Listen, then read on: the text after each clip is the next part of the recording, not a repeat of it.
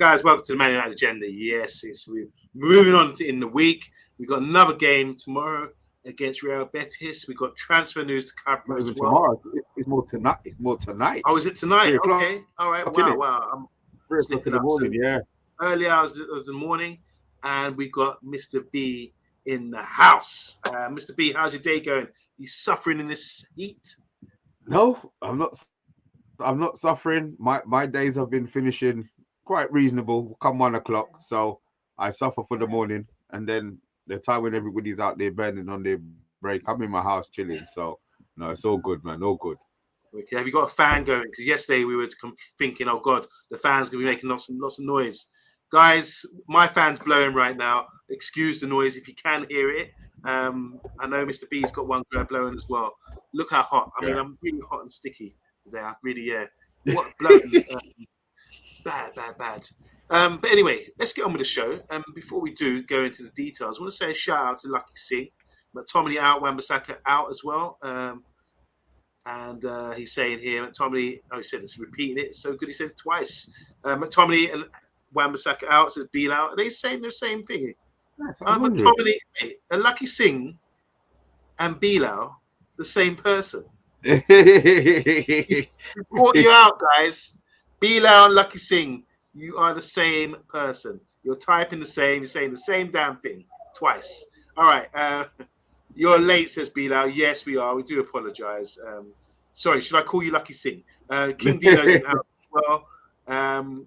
3 a.m. Okay, so 3 a.m. Kickoff, is that right? Yeah. 3 a.m. Yeah. And Yoro's out for 2 months. Might not be. We'll come. Yeah, we'll talk about that. We'll talk about that. We need to sign the lit. Yeah, we'll talk about that. That's King Dino. And big up Chat Sport as well. Welcome to you. Mr. B, you were on Saeed's TV yesterday. How did that go? It was all right. It was all right. You know, Saeed, it depends on what the topic is and whether or not it gets the juices flowing. But yeah, man, it was a good chat. It was a good listen for some of it. Some of it was a bit waffly. I'm not gonna call out man's name and talk, you know. But yeah, look, it is what it is, man. Saeed, it's a blessing. You know, he's a good guy. Yeah, he is. What do you think about? Because when you mix with other channels and other other Man United fans, do you think we're all on the same page, or do you think there's a lot of division? Because we're going through a transition right now. What's your feeling from the guys on the show? There's so much. It's I think until the transfer window closes, I think there's always going to be a divide on who people want to come in. Obviously, they were all Ten Hag out anyway, so they're just waiting for the slip up, whether it's one game, whether it's 2 games, whether it takes 3 losses for them to lose their mind again. I think that's more where everything's going to be going.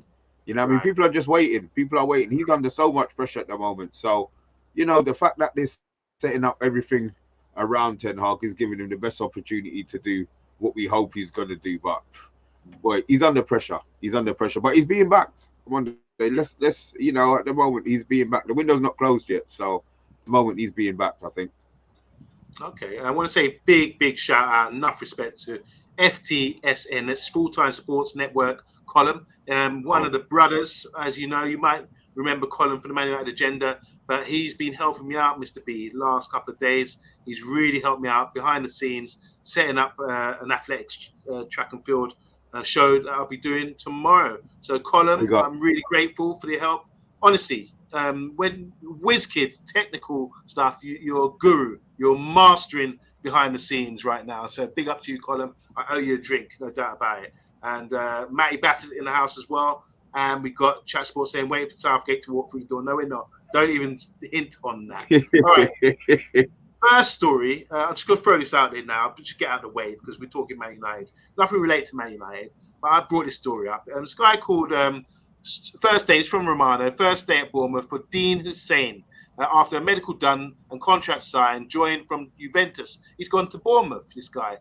Deal was brokered by Epic Sports, here represented by Andre Pedigrati, for Dean's signing together with his family until 2030. So that's what, 6-year contract. Look at him. He's tall. He's a centre-back, straight from Juve. And I'm saying this now. The reason I put this up, guys and girls, Yeah, 6 years, is it? Yeah, 6-year contract. So the reason I'm putting this up, I think we will be talking about this young man very soon. By Christmas, I'm predicting he will be the young star that everyone will be asking, where's this guy come from? He's tall, he's quick. I've watched him for a few years now. Tall, quick, very composed on the ball, great centre back. I think this guy has made a great move to Bournemouth, and everyone will give him a regular football for starters, and it'll be a showpiece for him. I think he's going to get signed very soon to a bigger club. And so watch this space. Dean Hussein just signed from Juve to go to Bournemouth. I'm pretty sure, says Bilal, it ain't pronounced Hussein. Let's have a look. I thought it was Hussein. It's Huijsen. I'm not sure. Maybe you're right there. But anyway, let's give it that. Watch this space. All right, Man United news. Big signings. I'm interested. I'm gonna watch. I'm gonna watch him. Okay, so he's starting for I'm gonna watch him. I'm gonna watch him. I'm gonna see what he brings. Okay, so King Dino saying here, really hope they'll be patient with Ten Hag. He's got a difficult job ahead. Okay, yes, he has got a difficult job because there's been an issue of injuries. Not that one. It's this one. This one here. Our boy Lenny. So someone said 2 months earlier. Someone else was saying 3 months. According to this report here, I'll read it out here. As you can see, he's wearing one of his moon boots, Mr. B. Have you ever worn a moon boot? Yeah, I did. When I broke my ankle, and how long did you wear a moon boot for? I was in that for three weeks, and then when I did the ligaments in my knee, I was in it for 2 weeks, and then they put me in a cast for 2 months. So yeah, it's you know what they do. They serve their purpose. I mean, the thing is, they look worse than they are. Like when you see them on, it always looks worse. And I was hoping that it was more precautionary than anything else. But it is what it. Have you done any ligaments? You ever have to the worst injury I've ever had? I've torn my ankle ligaments, and that took me out for a period of time. But it came back. I came back all right. Came back pretty strong. Let's read this out now. Forget about the source. It's just news. Man United new boy Lenny Yoro is set to miss the first 3 games of the season after being forced off for injury against Arsenal in pre-season with an injury. Neil Curtis of The Sun reveals the 18-year-old defender suffered a metatarsal injury and will be unlikely to return until the beginning of September. In the opening 3 games of the season, including the Community Shield against Man City on the 10th of August, Yoro will be in with a chance of playing in United's 4th game, which will be Liverpool at Old Trafford. A fiery return for a seasoned veteran, let alone a teenager in the first few months of English football. If, however, Curtis' update means the first 3 games of the regular season, the French starlet will be in contention for the away trip to St. Mary's, Southampton, newly promoted Southampton, on September the 14th. So that's not 2 months. That's not 3 months. We're thinking here, after the first international break, he should be back up and running again. Thoughts on that, Mr. B? It could have been worse. I mean, I'm not going to say I'm glad.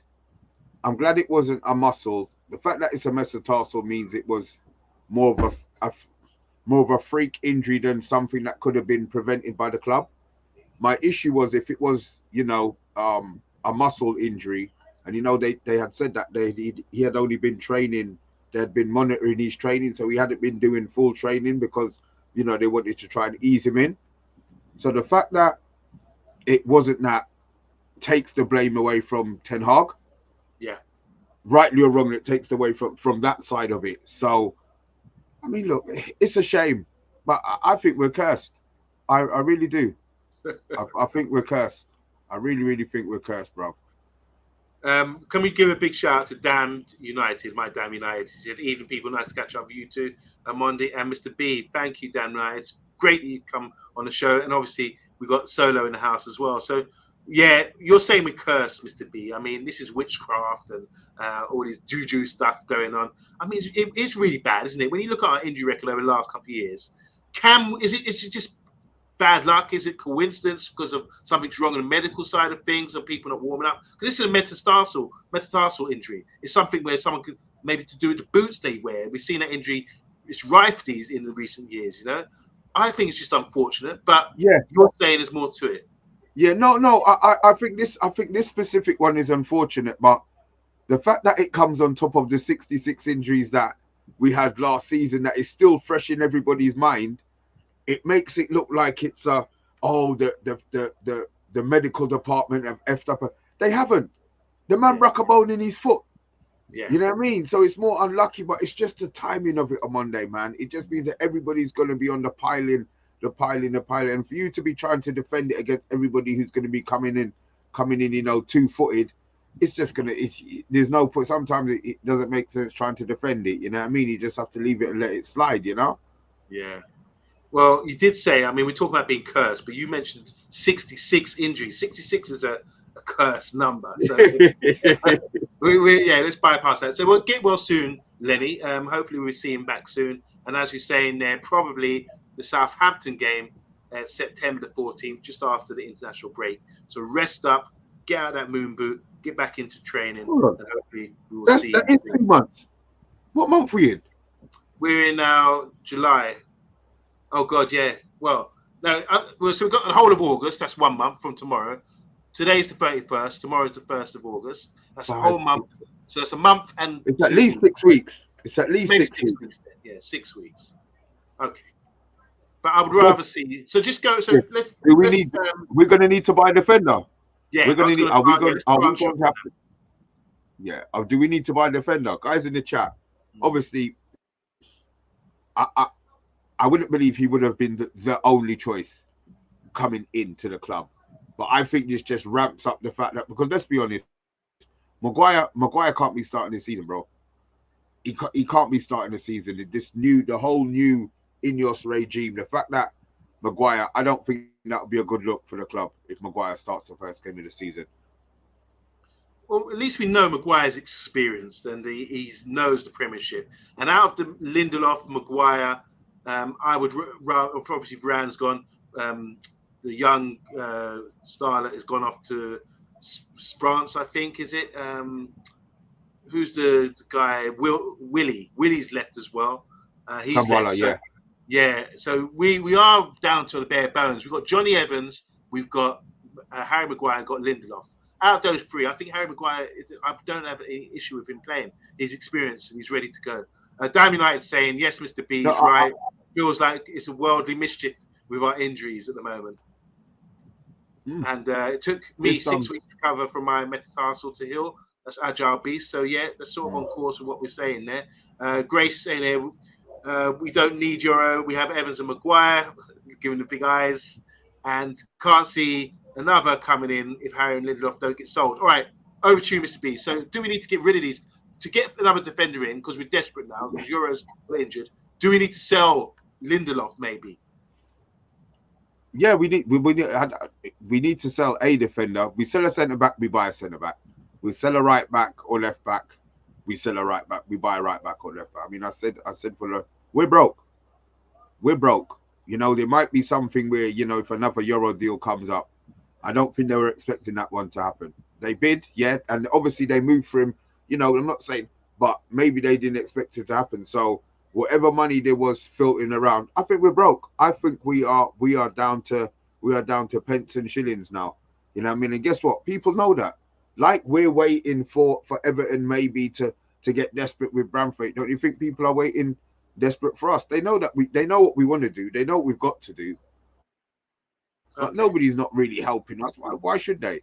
So you mentioned Bramthwaite. Obviously, he's on the target, one of our targets. What about De Ligt? How's that move? Have you heard any rumours about that? Because we need to step that up. I think that would be a great signing right now. It's so quiet on Monday. And again, I just think it's because we haven't sold the defender. I've never been a Bramthwaite fan. I don't want Bramthwaite. I would rather have De Ligt in. And I just feel that he would be ready. Somebody said he didn't go on the Bayern tour. Can somebody confirm or deny that for me? Whether or not he actually flew out with Bayern. De Ligt. Oh, right. Okay. Yeah. Okay. Yeah, because I'm sure I heard that Mazraoui's gone, but De Ligt has stayed behind. I'm sure that's what I've heard. Well, that's interesting, isn't it? And I think right now, with the injury for the first, like we've got Fulham, we've got Liverpool, we've got Southampton, who else we got in the first couple of weeks? We need to get a good start. and we need to be ready to go. So I would be really encouraged if we did get another signing in, especially a centre back before the actual games kick off. What, centre back over central midfielder? Well, yeah, I think, look, we're talking about Rabiot, we're talking about Ugarte as well. These guys there seems to be some movement going on there. So that's separate. I just think the centre-back situation's changed based on what we're seeing here with the injury. The injury to this young man means we need to act fast. Harry, Evans, Lindelof, there's no way Ten Hag can play a high line, says Chat Sport. I don't know about this high line thing. I think they can. But anyway, that's another show. Grace saying here, Lindelof has less value. Maguire should be sold. Casemiro back at centre-back, says Chat Sport. Damn United, it's my Damn United saying, selling first position by position is a strategy, not a necessity, said Mr. B. That's my take anyway. And we should remember that Maguire and Lindelof pick up their fair share of injuries too. De Ligt in now as agile beast. Maguire's been consistent. He's had a couple of injuries, but he was the main man. He was consistently playing time after time after time, and up until I remember the season when we got to the under Ole when we got to the Europa League final. Yeah, if you played the final, so well that season, he got injured at the end and didn't play in the final, and we lost. But he was very consistent. I don't know if he's injury prone now. I wouldn't say that. You know what it is on Monday? It's not. Maguire did a job last season. He didn't make too much errors, but I just think it's not a good look. I just think it's not a good look when the whole world in their granny knows that, we've been in for two centre-backs, or we've been in, unlucky with one. But I just think it doesn't look good. I just think it's not a good look. That's all. Same even with Casemiro starting the season for us. I don't think it looks good. He's been poor pre-season. I'm not rating that move either, but I understand why he's doing it in pre-season and why it's being done. One, we don't have the players, obviously of the experience. And two, it's to show that everybody that he's fit. Yeah, that's true. That's true. Let's just see what Grace is saying here. Getting rid of Varane for Serie A club, Como is a disgrace. Big Willie should have stayed as well. It's easy saying that now. I mean, look, we never expected that the boy would get injured. But yeah, I do think what we need to do now is get De Ligt in and do what we can based on the issue that we have. And obviously then start thinking about getting rid of Lindelof if we can. And if you want Maguire out, I don't know if that's going to work. We've got Johnny Evans, Martinez. If we get De Ligt in with the youngster Yoro, that's 4 decent centre-backs to carry us throughout the whole season. And obviously someone like Casemiro, if you have to, or Luke Shaw could fill in those positions. So I don't think there's room. You could say there's no room for Harry Maguire based on that. I'll go through it again. Mr. B, what do you think about this? Centre-backs currently at the club. We've got Lindelof, Evans, Harry Maguire. We've got Martinez, that's 4. We've got Yoro, Lenny Yoro's coming, that's 5. And we're talking about getting someone else in because we got an injury. So that makes 6. And if that person is De Ligt, he's got to be almost a starter. So it'd be De Ligt, Martinez, Lenny, and Johnny Evans. I think that's how we should be going into the season. That means Harry Maguire would be the bench guy, or maybe 3rd or 4th choice, and then you've got Lindelof will be further down the pecking order. So there's going to have to be some movement there. They can't hang around if we get De Ligt in. If we get De Ligt in, like you said, I think these guys would have to be looking to leave the club. Yeah, I mean the thing is, you could do it 2 ways. You could buy them, get them in, and hope that you sell the players. I think they want to make sure that the players are gone first because they don't want to be lumbered.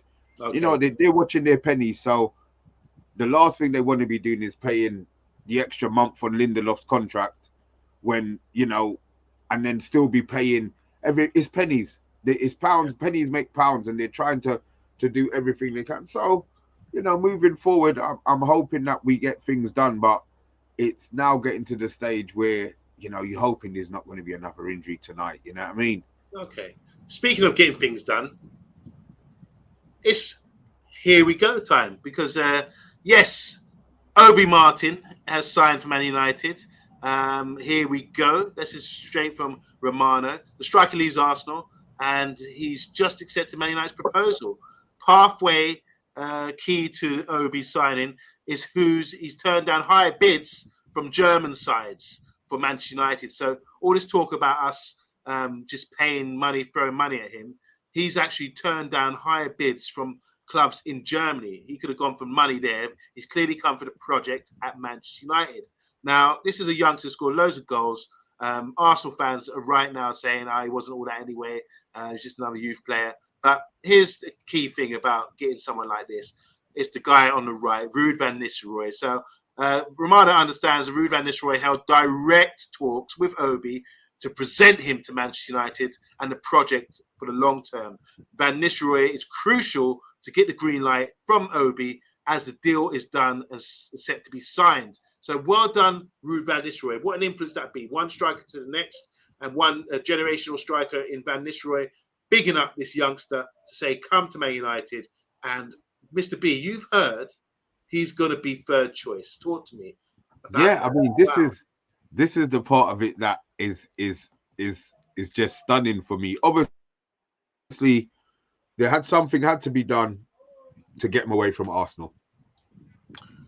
I think we bought another youth from Crystal Palace, a 16-year-old as well. I saw something yesterday when I came off the show, but I forgot his name. So we're going down that buying them early route now. This guy from the Arsenal fans who are now saying that he's shit. He was the next, but he was the next thing. Yeah. He was the guy that they were waiting on to break through. Oh, give it a year. Yeah, he's going to be unstoppable. Well, what United did is they've obviously offered him a project, which he's more than happy with. We all thought it was down to money. Oh, they've doubled his wages to 30 grand. Now, when you're hearing that Ruud's had a little word in his ear, you're thinking, okay, Ruud, you're doing your job for the club, and I like that. And one thing you can't dispute, Ruud van Nistelrooy was a goal scorer. Yeah. You know what I mean? Whether Arsenal man like it or not, whether Ajax fans like it or not, whether German fans who probably hate him, like, he was a goal scorer, you know, so he's got that knowledge to show him. So he's had that conversation on Monday. The part that I can't get over is he is going into our squad as third choice striker. Wow. At 16, yep, he's coming into our squad. So I think that was another selling point. We've offered him the pathway to first team football. Yes. What are you expecting from him, if anything? And if we get a striker, I mean, 30 grand, yeah, it's a lot of money for a 16-year-old, but then if it's 30 grand for a first teamer, it's not a lot. That's not bad. Not bad at all. It's kind of shocking, isn't it, to hear that he will be third choice striker. Now, I'm assuming that's behind Haaland and Xerxes. So he would be part 3 after that. And these guys get injured. So its likelihood is that we're going to see this guy get plenty of game time this year. 16 years old, but he's tall, rangy, strong as well. And he dominates at his level. He absolutely dominates, scoring 7 goals, 10 goals in a game, absolutely murdering it when it comes to scoring goals.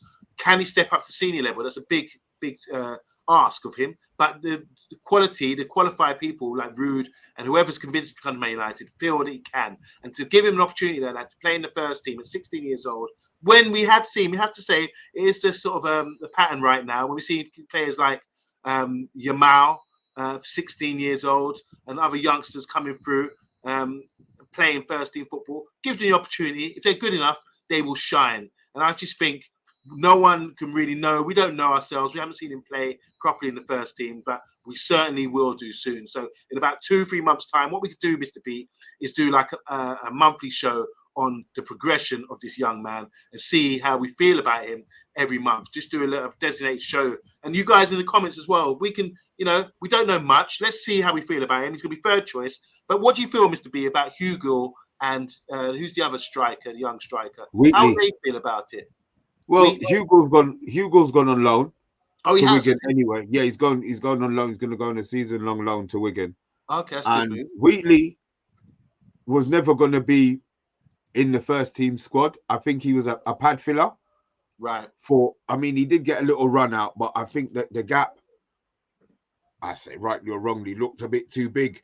I don't know anything about Obi Martin. The gap might be too big for him as well, but I haven't scouted him. I'm not privy to those videos. I'm not video to the stats. I'm not video to the Opta stats. So I don't know how good or bad he is. But the fact that we've had Wheatley and we had Hugo, this isn't a deal that is just suddenly materialized. Obviously, there's been talking for a little while, and maybe that's why they let Hugo go.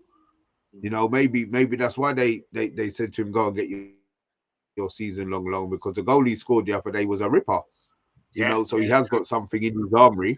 You know, he's got something in his armory. So look, the fact that we're buying young players, I'm happy with. The fact that we're identifying and we're moving swiftly for young players, I'm really, really happy with. But I think one thing that you can't deny is that Ten Hag works good with younger players. Yeah, You know, that's from his acts, great point. you know, they might think, oh, he tactically he's this, he's that. That's fine. But with young players, he can spot a player. So, you know, Kobe, he gave the little conversation too, season and a half ago. This season, end of last season, it was Colin, and they've got Yoro, another young player. You know, all right, his ability dictates that, you know, he should be playing for Man United, which he is. And now they've identified this 16-year-old. So, you know, the future's looking good. The future's looking good, but the problem is the future's we want to see it now.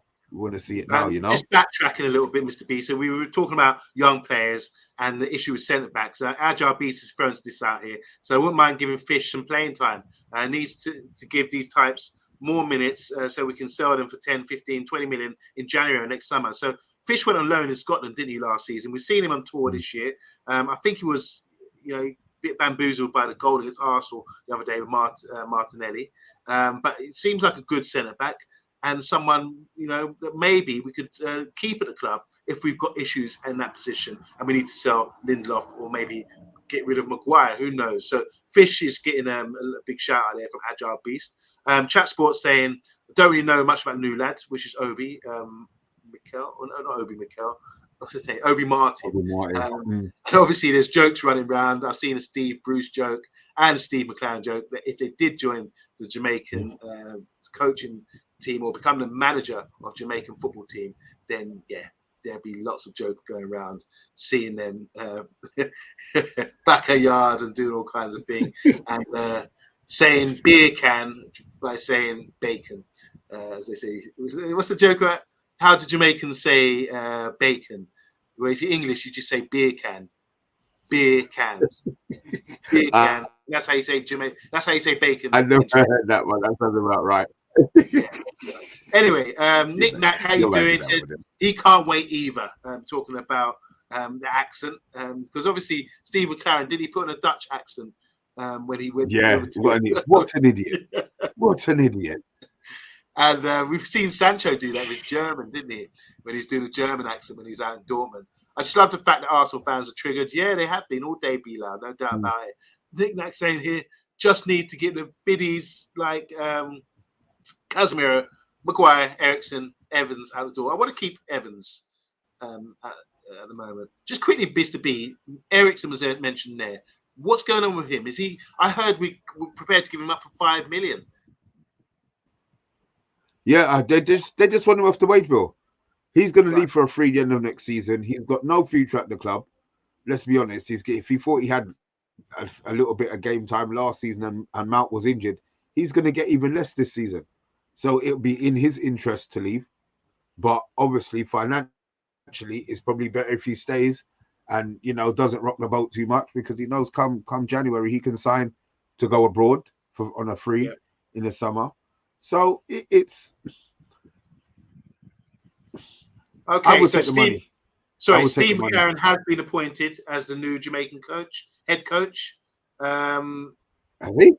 Yep, I've just reading it now. Steve McLaren appointed new head coach. So that he's actually gone. Steve McLaren, thank you for the service. That obviously means Ruben Nistelrooy is stepping into his boots. Just a quick one. Galatasaray accepts bumper pay packet. Sorry, Mctominay is accepting a bumper pay packet to join Galatasaray, the team we played in the Champions League last season. Right. Let's quickly read this. Man United midfielder Mctominay has agreed personal terms. Wow, with Galatasaray ahead of a move. Scotland international has been in and out of the race. Who's that from? What the source? It's a Turkish journalist. Yeah. Mctominay was reportedly already said yes to Galatasaray. He's agreed terms on 89,000 per week. Galatasaray must reach suitable agreement They recently submitted an opening bid of 12 million, but United wants at least 25 million. What do you feel about that? This is. I wasn't expecting to read this out. What do you guys feel about this in the comments? Mr. B, you don't like McTominay. They're saying they rejected the opening bid of 12 million. Apparently, United are looking for more, about 25, 30 million. And he's already agreed personal terms, according to this source. What are your thoughts about it? I know you want to drive into the airport, but how much would you take for McTominay? I don't think 15 million is enough. I know he's not a superstar. I know he's limited, and I know I cuss him every time he plays. But you've got to be looking at least 20, 25.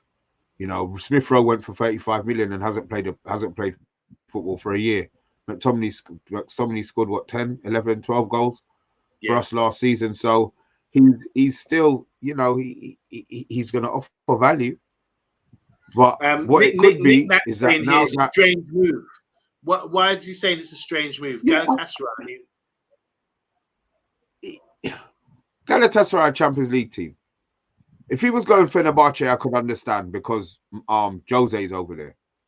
Yeah. But the fact that it's Galatasaray is right. It is a strange bid. It is a strange one, but maybe he doesn't want to play against Man United. Maybe him leaving and playing against Man United would break his heart too much. You know what I mean? You don't know. You don't know. He's been at the club since he was 7 or he was 9 or whatever. Maybe he just feels that that's a move that he can't do, you know, and he'll go Galatasaray. He'll be back in 2 years. Yeah. He'll be back. Who goes to Turkey and stays? Nobody. That's true. Not many. So, yeah, I think he'll be back. He'll be back in 2 years. All right. The comments are saying here, McTominay off to Galatasaray, question mark, strange one. Yeah, this is a strange move. Turkish delights is Stephanie Griffiths. Big up Stephanie. She's bigging up the guys in the panel. Lovely to see you on here, Stephanie. Thank you so much.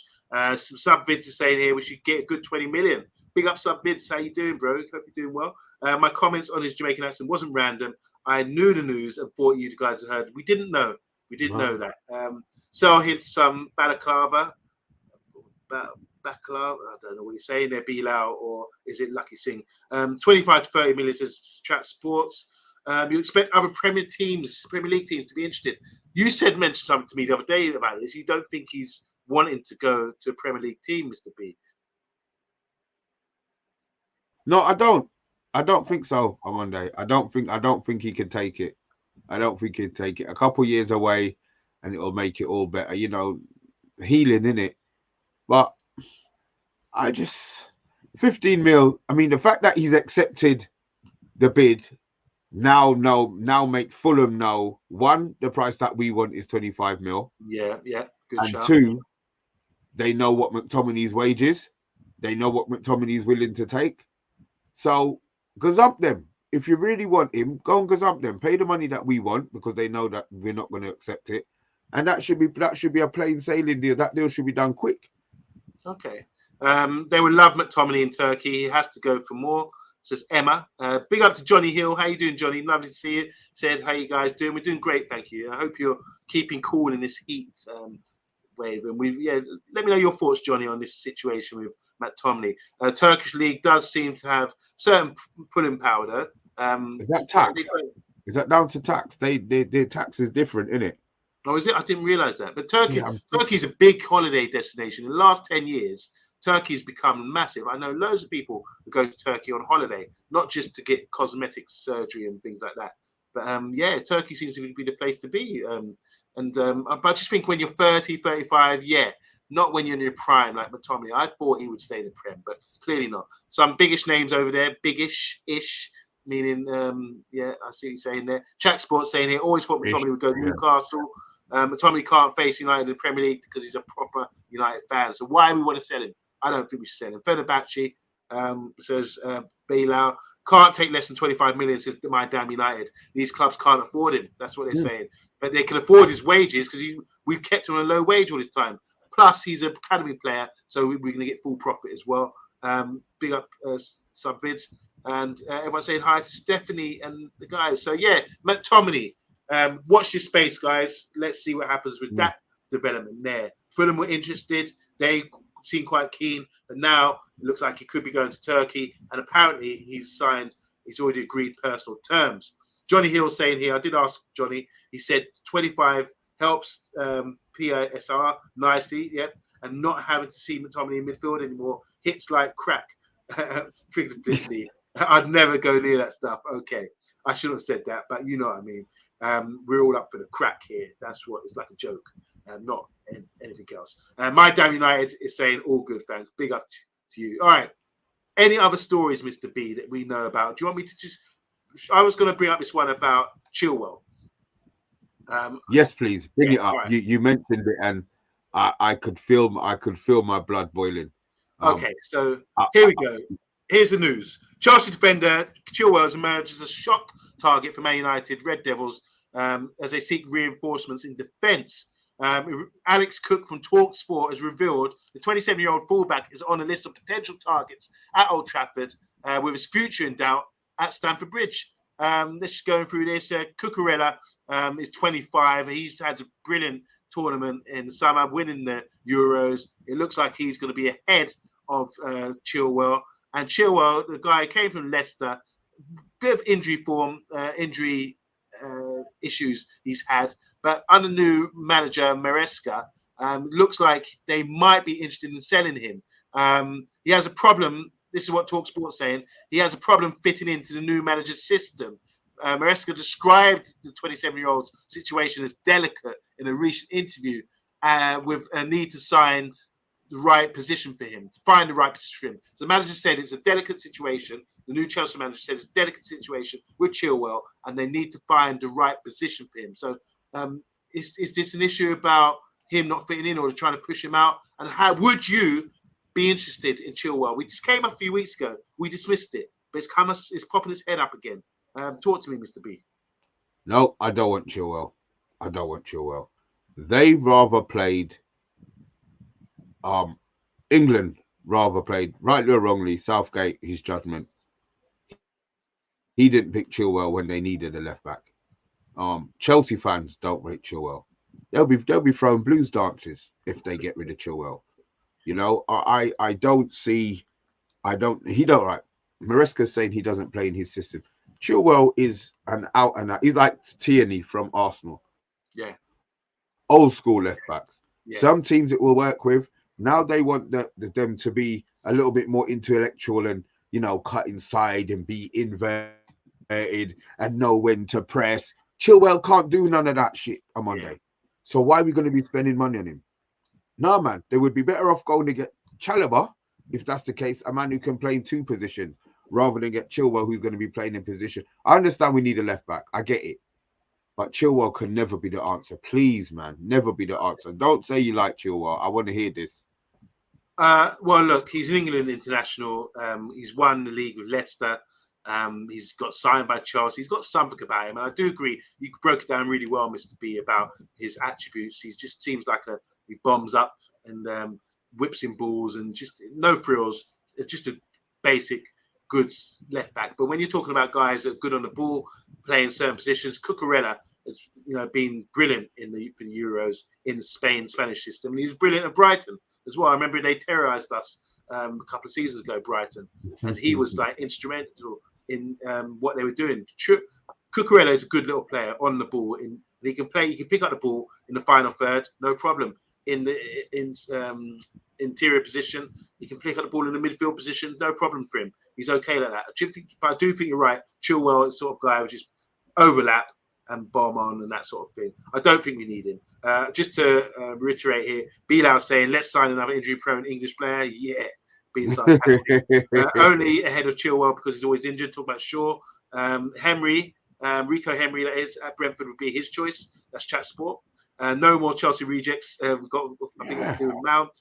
And no Chilwell for me, says Agile Beast. If we sign Chilwell, lock Ten Hag and Ineos out of Old Trafford, says Johnny Hill. Damn United is saying here, Chilwell, bomb, explosion and laughter. You can imagine what that means. We still have one former Chelsea player on £250,000 a week to crowbar into the team. We don't need another. And Johnny Hill saying here, I don't know why we haven't inquired about Robinson from Fulham, the American guy. Very decent left back, American, I think. And I doubt he cost loads. Should have inquired when Fulham were inquiring about Mctominay. I like him too, very athletic. Ability-wise, not bad. United will get him on the cheap to chat sport. No more glass players, yeah, especially after the curses Mr. B is talking about of our players. No talking about Cucurella.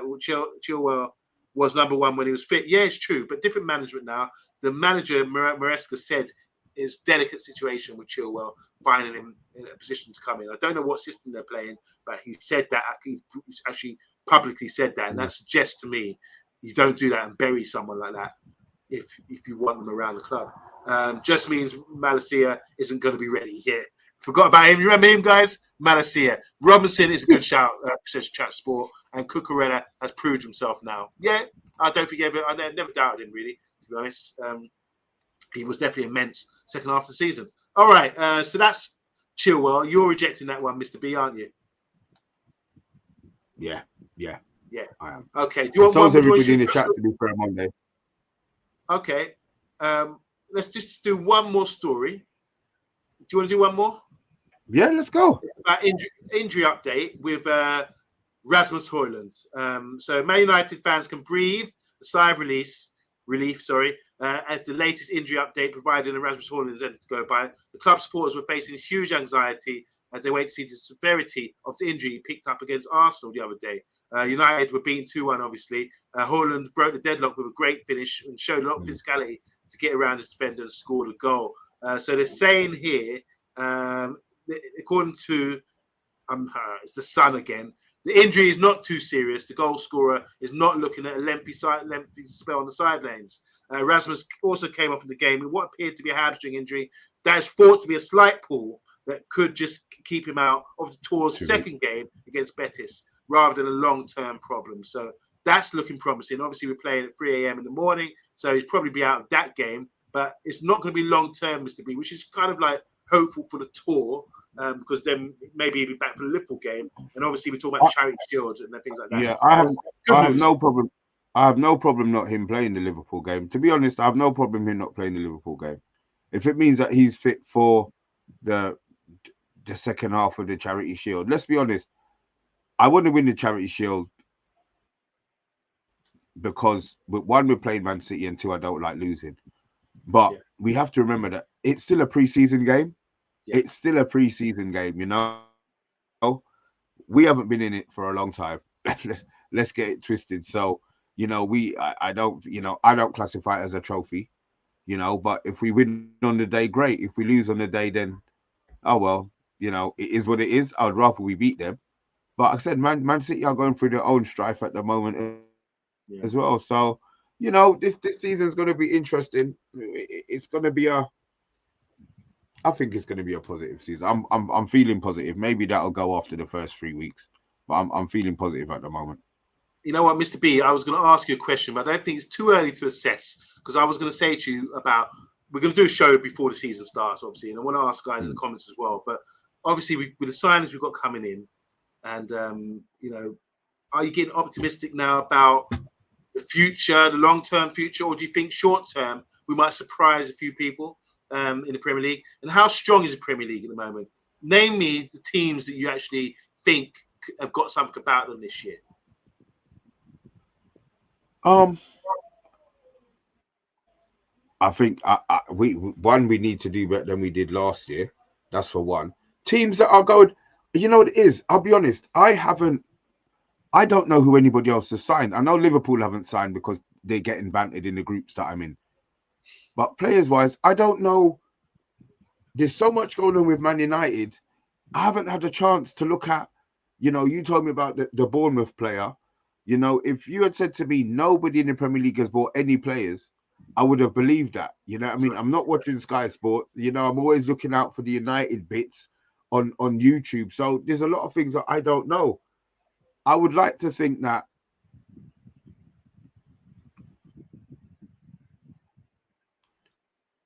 Arsenal probably only need a couple of players. It's just whether they get the right players. Man City, I think Man City. You think you're on the slide? Is this the end of an empire, Mr. B? Is this the end of the empire? Because I've heard today that Man City are going to get fined £2 million. This is breaking news for the FFP stuff. They're going to get fined what? They're going to get fined. Maybe I think it's £2 million for the FFP. The you know, all the charges they had. It The looks like they're 100, getting the away with it. 115 charges, they're going to get fined 2 million. Yeah, I read that just before we came on the show, and it looks like So they're getting away with it because they got so much money. They've dragged this out. We've seen teams like Everton get dropped points, and they haven't had anything happen to them. So, do you think? So we talked about Man City. Do you think Man City, their empire is coming to an end? Do you think they're because I don't see them get improving. I think they peaked 2-3 years ago when they've done the treble, fantastic. But you got players like De Bruyne getting older. They've got rid of Gundogan. It's like they're going through a transition. I think it's there for the taking this year. And I don't see any absolutely outstanding standout teams. And that's including City as well. So just going through it, do you think Villa can keep up what they did last year? Do you think Newcastle will have the energy to keep going this year? Spurs as well. We've got any surprise packages there. Spurs are dead. So Spurs, let's go for the team. Where do you see what teams do you feel we say, yeah, they're strong, I respect them? Villa, Why? I think, yeah, So Villa in the think, Champions League as well this year. yeah, but What makes you think they can do it again? I think they're not going to be struggling like Newcastle. One, because they got money. Villa have got money. You know, their owners have got money, and they're quite happy to spend the money, as they proved already this season. The fact that they had European football last year means that I think the club is set up like Newcastle. It was a shock. Newcastle in Champions League. They haven't done that in ages. They probably had the wrong, coach, travel company. The games, the way they set up training, it was a shock to them. Villa played in Europe last season and went deep. So, they're only going to be switching days now. So I think Villa, will be doing all right. They've got money to spend, and I think they will keep spending. Tottenham, I'm not worried about Tottenham. Tottenham are dead. Tottenham are just Tottenham. We had the misfortune of playing them. Hold on a minute. This is the same Tottenham with the new manager came in and they were top. They were flying for a period last year. They just couldn't maintain it. You're not worried about Tottenham, you're saying? No, I'm not worried about Tottenham. I think their style of play, too, if you've got any manager with any sense, he'll pick holes in it. And that's what was happening towards the end of the season. Right. Tottenham were coming in and, fine, they play on the highlight. No problem. You just wait for your opportunity. You lull them into a trap. Oh, that crossfield ball, left to right, straight over the back of them, especially when Van der Ven's not playing. He can't run down everything. That's why he's pulling his hamstring. He's running after everything like a bloody greyhound because he's the only one capable of doing it. So let's talk. You said Villa, you said Spurs. Let's talk Newcastle playing one game a week. It's going to be interesting to chat sport. And also, if Newcastle can figure out how to win away from home, which has always been an issue, even going back to Bobby Robson's days. What do you think Newcastle can offer this year if they keep the players they've got? Because they were flying at some points. They were scary opposition. They have to keep. They miss Joe Linton. They miss Joe Linton. Of all of the players, I think who they lost, Joe Linton was the one. If he stays fit, then Newcastle will be in a half decent position. In fact, this one game a week thing, I think is a benefit. It was a benefit to Spurs. They finished fifth. Guaranteed they don't finish as high as that this season. But I think Newcastle playing with the one game a week, Isak, if they can keep hold of Isak, and who's the other youth they got? The England boy there, Gordon. They keep hold of them two on one game a week. I think they'll be all right. And Pope will be back as well. And they're bound to sign another couple of players. So I think Newcastle will be all right. They shouldn't be finished higher than us, but it might be a 6th or a 7th for them quite easily. And do you think we've showed the blueprint of how to get to City? Because Arsenal couldn't do it last season. Liverpool couldn't beat them. City still, I think City are coming to an end. I think they're quite vulnerable right now. They obviously brought in the guy Savio, I think, from Spain, Girona, to come into the club. It'd be interesting to see what he does with him and Doku. And obviously they got the goal machine as well. But it's what they lose. I think it's the players that they lose with Man City. If Højlund is playing half a game at the moment, he's playing half a game on pre-season because he can't get fit. So all that sitting down, all of that shit that he's eating, all that raw milk and raw whatever he's eating, eat some proper fucking food, bro. You're 6'10", you weigh how much pound, and all you want to do is yam rubbish. So good for him. I'm glad his body's breaking down. So he's struggling. Yeah. If they lose De Bruyne, I think they've expected to lose. I think they've seen now. The one that's going to bother them is if they lose the goalkeeper. I think Okay, if I they think lose, he's staying now. I think he's going to stay. Well, yeah, listen, you say that, but he's already had his head turned. The fact that the conversation have been made publicly, I think there's an issue. The only thing was they didn't bid the money that Man City wanted. Now, guess what happens if they say, all right, then, you know what, we want him, and we're going to bid the money that Man City want. He will go. There you go. You see, and but, they did talking about they got replacing Ortega. him. They got a good goal replacement with Ortega. Yeah, but they're not talking about Ortega being number one. They're talking about buying a goalkeeper. Okay, fair enough. Want to say hi to Andrew Williams. He's coming in late. He's just talking about Newcastle will be decent. We were talking about them a minute ago. Andrew was just saying Mr. B was saying they're playing one game a week. They could be dangerous. Villa as well. Got to give them some respect. The goalkeeper situation, City, when Ortega stepped up, he's always been decent. I agree with that. I think they don't need their Brazilian number one anymore. With him as a second keeper. And Johnny's saying here, prospect means nothing if they don't overcome the big hurdle as well. Favourites to sign Tony, is that Spurs maybe? I don't know. We'll see what happens. Just quickly, last thing I want to touch on, Mr. B, I find it really bizarre. I just don't understand this. I want to get your thoughts on this. David De Gea, he hasn't played for another club since he left Man United. What's going on with him? What was he want a break or something? He's going to end up like Varane, ended up at some small club or something. His stock has gone down. He's the forgotten man. He at one point he was like one of the best goalkeepers in the Premier League. De Gea, why is he not finding himself a club to this day? And do you think clubs are giving up on him now? Falling out of love. Maybe he's going. Yeah, well, maybe he hasn't. Maybe, you know, the fact that he wants or rumored to want, you know, 3 bags a week probably doesn't help his situation. Football's changed, and it was quite obvious that he's not a ball-playing goalkeeper. Okay. So I think that limits the teams. I mean, look, I want my goalie on a Saturday to try and play out from the back. You know, I expect to lose the ball a lot, but I still want him to attempt it. You know, so, and I think that's the way football's gone. I just think, and his age as well, Amanda, there's so much factors against him. You know, if he says, all right, I'll take 100 grand, maybe he would get suitors. But these players don't want to do that. You know, what is it? A pride thing. You either want to play football or you don't want to play football. He's rich enough to get paid. At the moment, he's sitting down on nothing a week. Right. He may as well sit down on 100. You see what you know what I mean? He's had a year of not doing nothing. He may as well, all right, I'll take 100 grand, you know, and go and play. But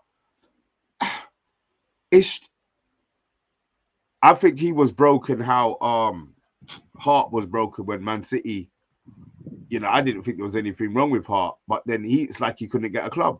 He ended up being a nomad for a bit and then ended up finishing at Celtic, out of the way of everybody, apart from Celtic fans, you know what I mean? So very strange, right? Apparently a top goalkeeper, and no one wanted him. He hasn't gone anywhere. Or is that the case? Has he fallen out of love with football, says Nick Nack? It's to do with the wages, says Andrew Williams, which is true. Probably true. He's probably demanding too much, outpriced himself. Emma saying here, apparently wants to be number one at a club. Can't settle with being second. Already a multimillionaire, doesn't need to play for a Tim Potts team 10 grand a week. Out of love with the game, maybe. Reinforcing that argument, Nick Nack. Andrew saying here, De Gea would be top 10 keeper in EPL now.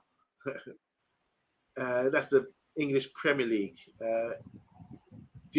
Sorry, let me read that again. Am I reading that wrong? De Gea would be top 10 keepers in the EPL now. Okay.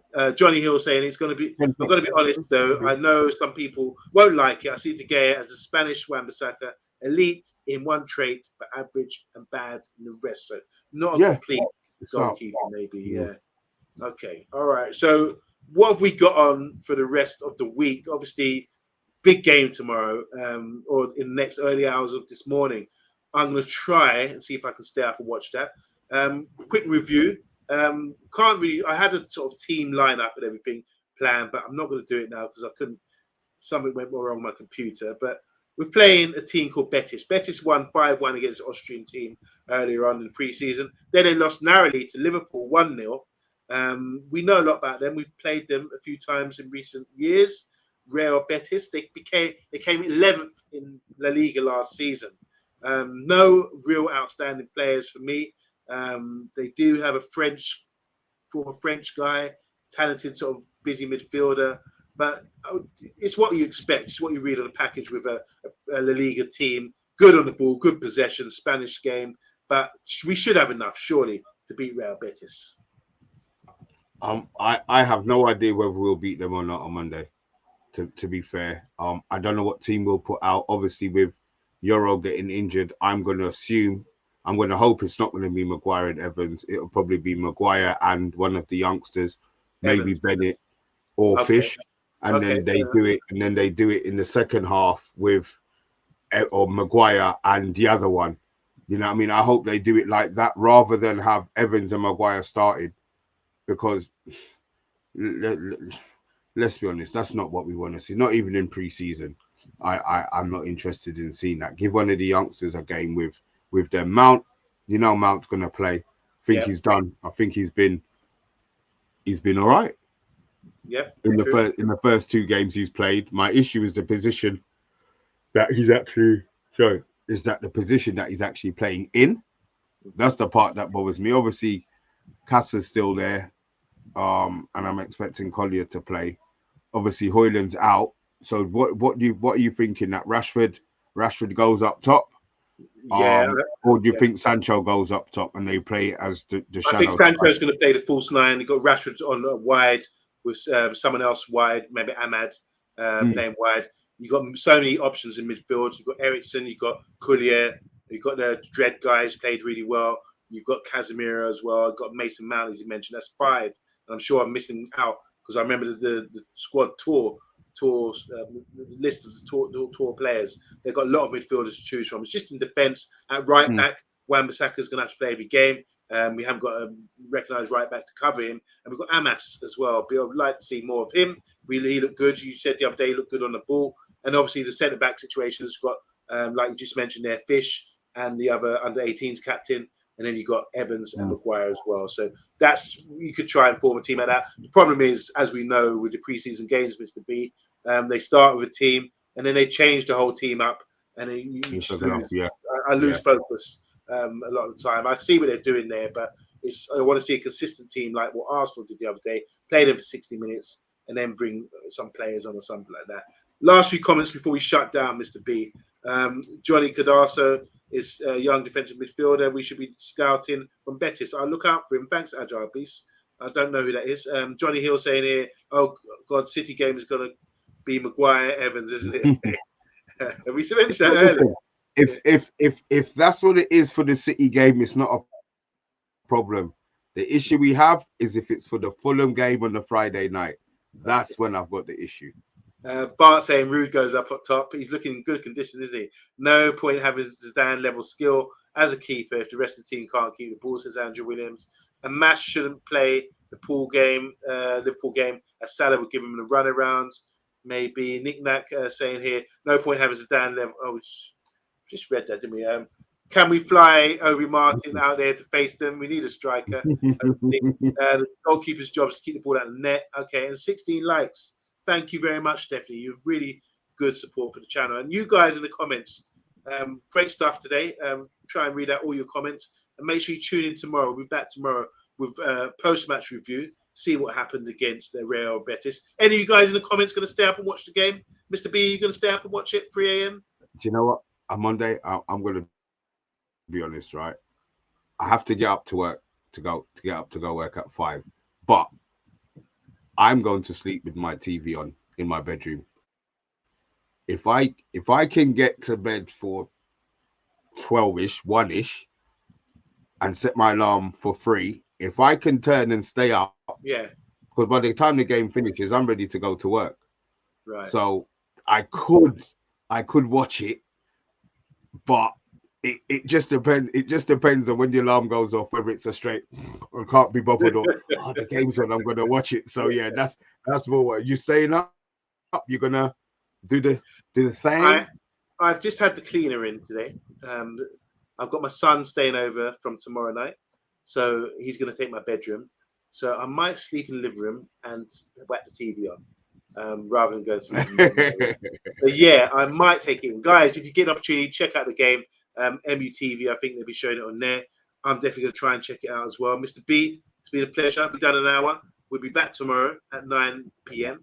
Stay on this time, Mr. B. Don't disappear backstage. I want to talk to you about something. Big up Andrew. Big up Dan, My Damn United. Big up Johnny Hill. Big up Bart, serious fan. Big up to Agile Beast, Nick Knack as well. Respect to you. Emma, Stephanie, the ladies in the house. No doubt about it. We've got Agile Beast. I've mentioned you. Chat Sport as well. Who else am I missing? Bilal, Stroke, Lucky Singh. It's funny, that, isn't it? Let me show you guys something really funny. At the start of the show, Bilal and Lucky Singh said, Mctominay out, Aaron Wan-Bissaka in, with that sort of spelling. And Bilal said the same thing seconds later. So have we caught you out, guys? Are you the same person in disguise? Anyway, it doesn't matter. We love you same way. Guys, we will see you tomorrow. Thanks for tuning in. Comedy United, let's get the win against Real Betis. Good night.